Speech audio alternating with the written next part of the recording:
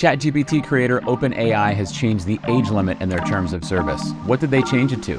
Does it change everything for educators? Also, they've upgraded the language model ChatGPT is based on to GPT4, and it's crazy. What can it do? Stay tuned to find out. Canva released Canva Docs recently. How does it measure up to Google Docs and Microsoft Word? And they have a new offering for colleges and universities. Also, my friend Joe Merrill stops by the EdTech News Brief studio to share about Microsoft Reading Coach. Welcome to episode 18 of the EdTech News Brief. I'm your host, Jake Miller. This is the show where, as the title says, I tell you about the EdTech news and I keep it brief. This is episode 18. It's March 20th, and I've got some EdTech news to share with you today. For the last few months, I've confidently told administrators, don't worry, you don't really have to fret about the decision of whether or not to block ChatGPT because it's limited to 18 and over anyhow. They would breathe a sigh of relief, but that relief is short-lived. In early March, OpenAI changed its terms of service. It now says you must be at least 13 years old to use the services. If you are under 18, you must have your parent or legal guardian's permission to use the services. Now, of course, we know that kids under 18 and heck under 13 have been on ChatGPT already, but now those 13 to 18-year-olds are actually allowed to be. With that said, your school's privacy policies and SIPA, COPPA, and FERPA laws probably mean that you can't encourage students to use it yet. However, the main message remains the same. We have to prepare our learners for a world where they interact with AI regularly. On March 14th, OpenAI, the creators of ChatGPT and DALL-E, announced GPT4. The ChatGPT that you've all probably tried out was built on the GPT 3.5 language model. Not only is GPT4 much more capable than 3.5, it's also a multimodal model, meaning that it can accept image inputs as well. Now, that part's in preview right now, but yes, images and text can be put into GPT4. If you haven't watched the developer Livestream video from the launch, you missed out on some serious amazingness. I'll summarize it here. First, in the video, Greg Brockman, president and co-founder of OpenAI, demonstrated how much more capable GPT-4 is, especially in handling more complex and nuanced instructions. In the associated blog post, they showed off this increased capability by showing how well it scored on a series of publicly available or practice versions of tests. For example, while GPT 3.5 scored in the 10th percentile on the bar exam, better than 10% of people who have taken it, GPT-4 scored in the 90th, better than 90% of people who have taken it. The top 10% of test takers. Similarly, GPT 3.5 scored in the 25th percentile on the quantitative section of the GRE, while GPT-4 was in the 80th percentile. It also boasted 4s and 5s on most AP exams, while GPT 3.5 had a significant number of 1s, 2s, and 3s. It also accepts larger sets of text than 3.5 does, whereas GPT 3.5 could do 3,000 words of text, GPT-4 can do 25,000 words. In fact, in the video, Brockman inserts two different articles and asks GPT-4 to find a common theme between them.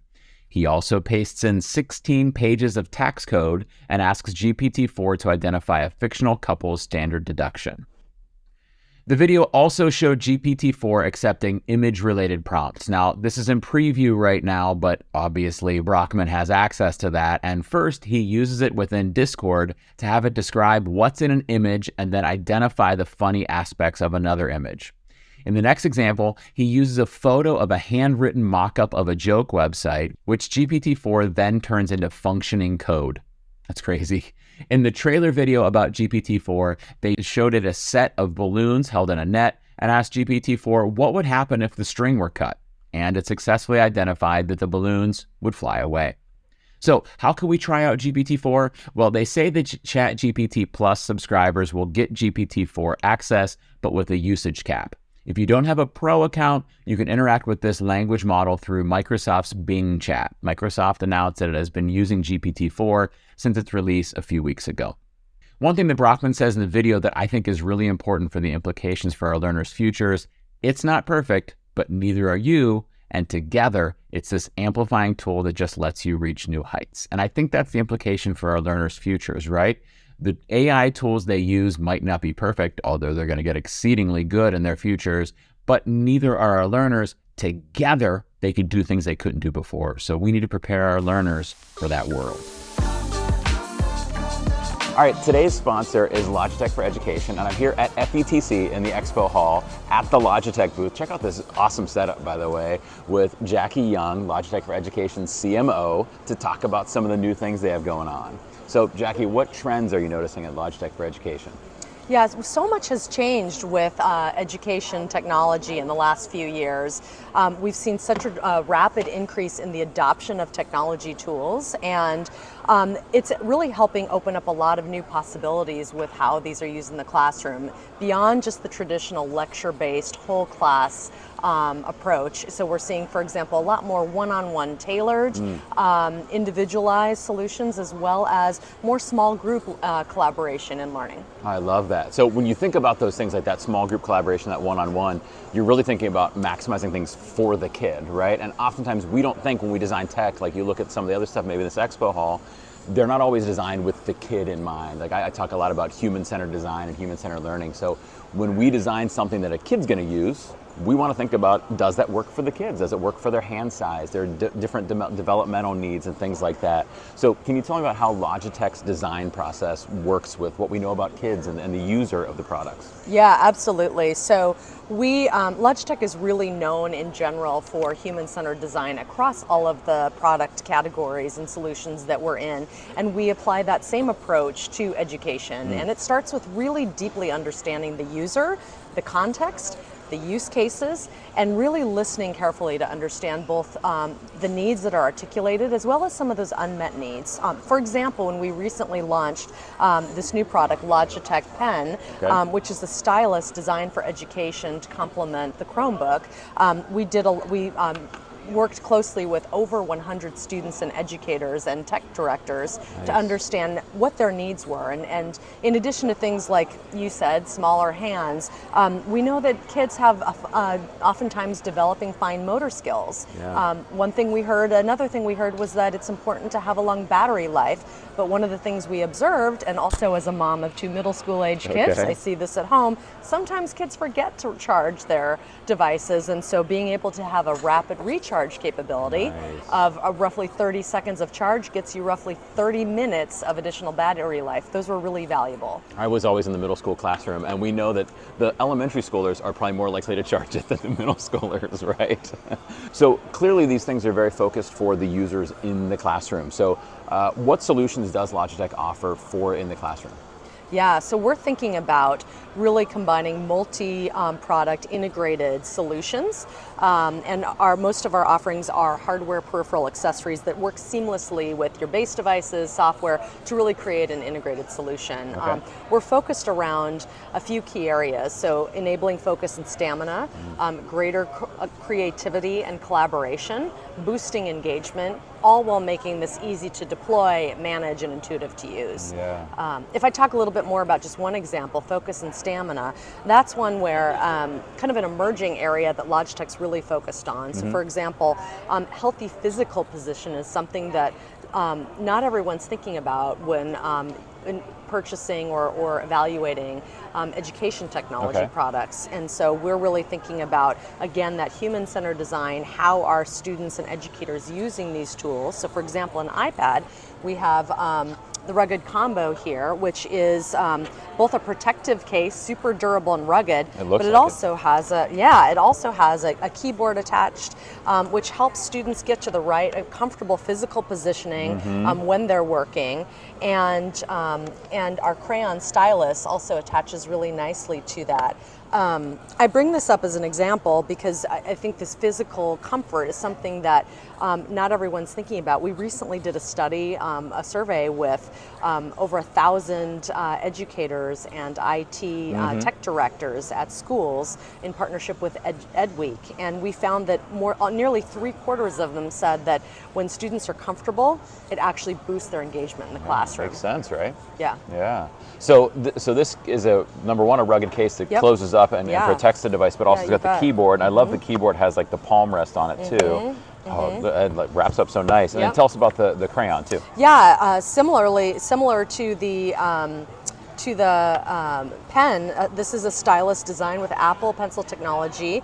No pairings needed. It works instantly, and it's just a really nice, seamless complement to the iPad and the rugged combo. Nice. I love the look and feel. It reminds me of like an architect's pencil, the shape of it. I love that. And the Yeah. power switch here, I assume. And it's got the charger in the end Yep. of it, and it's got the Apple Pencil technology, so that's great. And then it Yeah. hooks in right into the thing here. I love this. This is very awesome. And I love that it's student-centered in the way you're making things, right? Yeah. These are made for kids. That's right, and another example of that fits together well is our H111 headset, and so this has an adjustable mic. Students it fits nicely on the size of a student's head, I see that. and it works with a range of different technology products. So many schools have different, iPad, Chromebook, Windows-based devices, and they need things that will work across the board, and this does. Yeah, awesome, great. So I can tell, like thinking about my own kids and the students Yeah. that I've always worked with, just the fact that they're drawing on an iPad or using these pencils or the Apple Pen or drawing on their Chromebook or speaking into a microphone, that's engaging. But what kinds of specific things is Logitech doing to focus on student engagement? Yeah, so a lot of our testing and research with our students and educators is really aimed at better understanding how they're using some of these solutions and where some of the opportunities are. As an example, there's a ton of research in the literature that suggests that the physical act of writing really aids in retention and learning. And there's also opportunity to use tools like this, the Logitech Pen or the Logitech Crayon to help with note-taking, demonstrating sort of your workings out to communicate two ways with your teacher. So for example, instead of just checking A, B, or C on a multiple choice math test, you can actually demonstrate your work and all your steps you're doing with your calculations, so the teacher can then understand where the students may have missed a step. 100%. I love that. Well, Jackie, thank you so much for sharing this stuff. I'm so excited to try these different tools out with some of the kids that I work with and my own kids at home. I could see my daughter doing a lot of really cool designs with that pencil, or the crayon, excuse me, because she would love doing that on the iPad. So thank you so much for sharing. Thanks so much for having me. It's such a pleasure to be here. A lot of fun. A while back, I shared about Canva's visual work suite. At that time, they showed us some previews of Canva Docs and let us apply for a beta, but now it's out. I hate to do it's a mix of blank and blank thing, but this really is a mix of Google Docs and Canva's original graphic tool. It kind of looks like you have a Google Doc open inside of a Canva window, really. So how does it compare to a tool like Google Docs? Well, if your goal is basic typing and text formatting, Google Docs and Microsoft Word are slightly better, but it's close. The Canva Docs toolbar has most of what you need: font types, font formatting, text alignment, bullets, indents, and line spacing. Oh, and you might wonder, what about numbered lists and checklists? Well, if you click the bullet button, it toggles between bullets, numbers, checkboxes, and nothing. You could probably scan the toolbar in Google Docs or Word and list things that I didn't just mention, like tables, inserting images, comments, and others, but most of them are just housed elsewhere. Many of them show up in the hovering plus button, which includes magic write, heading and subheading formatting, tables, graphs, and charts, and even some exciting additions: a code embed box, a timer, a button for creating visual designs within the document, and an emoji picker. You might be wondering, Jake, you said magic write. What is that? Well, I bet you can guess. It's 2023, and we're talking about a feature in a tech tool.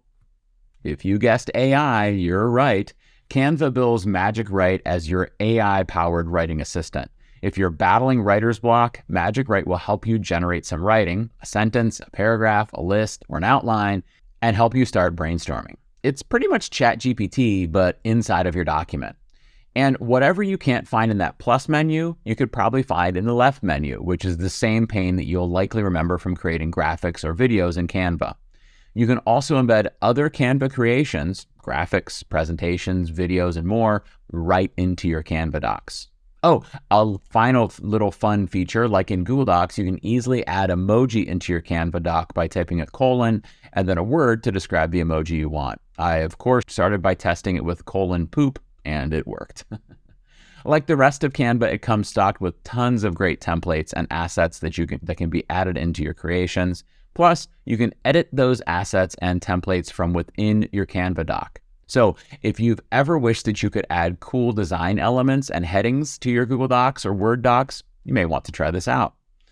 Like Google Docs, Canva Docs gives you real-time collaboration and easy file sharing. But it adds in some great insights like who is viewed, engaged with, or collaborated in the doc. And like Google Docs, there's a version history that has the option to restore previous versions. And if all of that is not enough, Canva added a convert feature they call Docs to Decks. It uses AI to turn your Canva doc into an editable Canva presentation. Don't you wish you could do this with Google Docs and Google Slides? Me too. Like the rest of Canva, this is all free for education users. On your personal accounts, you'll be able to access and create Canva docs, but you'll have to pay in order to add some of the assets, just like in the Canva graphic design features. Staying on the topic of Canva, they've also announced Canva for Campus, a new offering geared to college and other post-secondary educational institutions. They have already launched Canva for Campus with a handful of colleges and universities and have opened it up to others. It's not free like the K-12 Canva for Education, but when the institution purchases Canva for Campus licenses for staff, it unlocks free access to Canva for their learners.